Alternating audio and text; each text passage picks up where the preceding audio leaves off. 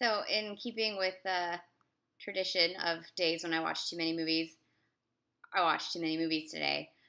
So, after finishing all those Ronald Cole movies, I watched Bride of Frankenstein because you kind of have to watch Bride of Frankenstein every time it's on TCM.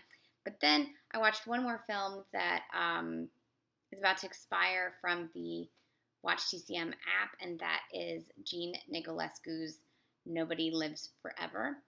I love Jean Negulesco. Jean Negulesco.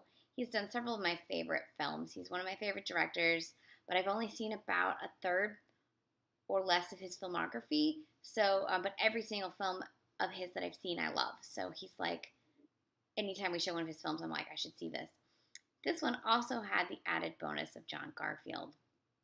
Can't go wrong with John Garfield. It also co-starred Geraldine Fitzgerald. You probably remember her from Three Strangers. If you haven't seen Three Strangers, you should. It's a really great Peter Lorre film. This is from 1946, and it's kind of a noir, like a post-war noir romance. Garfield has come back from the war. He is trying to get his money back from his old lady, played by Faye Emerson. She has lost the money. He's like, bitch, what? Roughs up the dude that took the money, gets his money back, and then is going to go chill in California, as anybody would do. He looks up his old friend, Walter Brennan, who is a con man, and obviously gets himself sucked into a con. This con is, they found a rich widow, played by Geraldine Fitzgerald, and he's partnering with another con man that he doesn't know very well, that has a little bit of bad blood with Pop being Walter Brennan, but he's the guy that has the end to get to the mark, and so they're gonna try to fleece her. So that's the plot.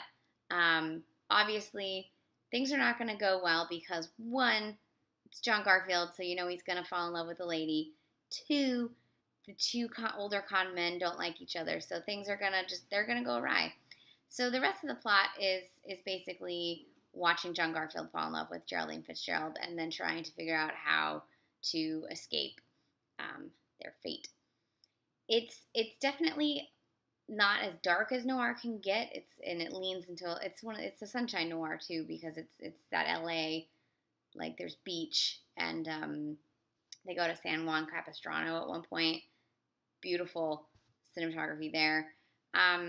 Great chemistry with Garfield and Fitzgerald. Walter Brennan is always good.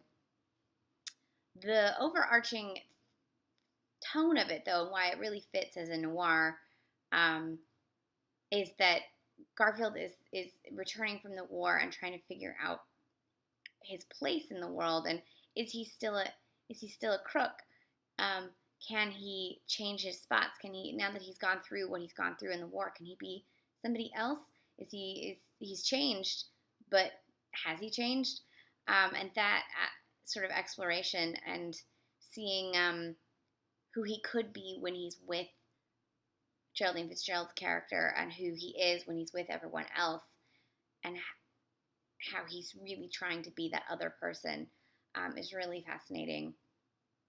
John Garfield's just a great actor. I love his face, and I love his voice, and I love watching him in everything. So I recommend this film. I believe it's available on DVD from Warner Archive Collection, but you can also still watch it until tomorrow night on the Watch TCM app.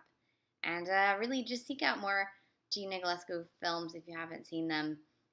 You look him up and you'll be like, whoa, you did a bunch of great stuff.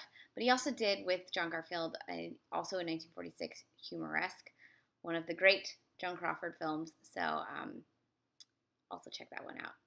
This was 1946's Nobody Lives Forever.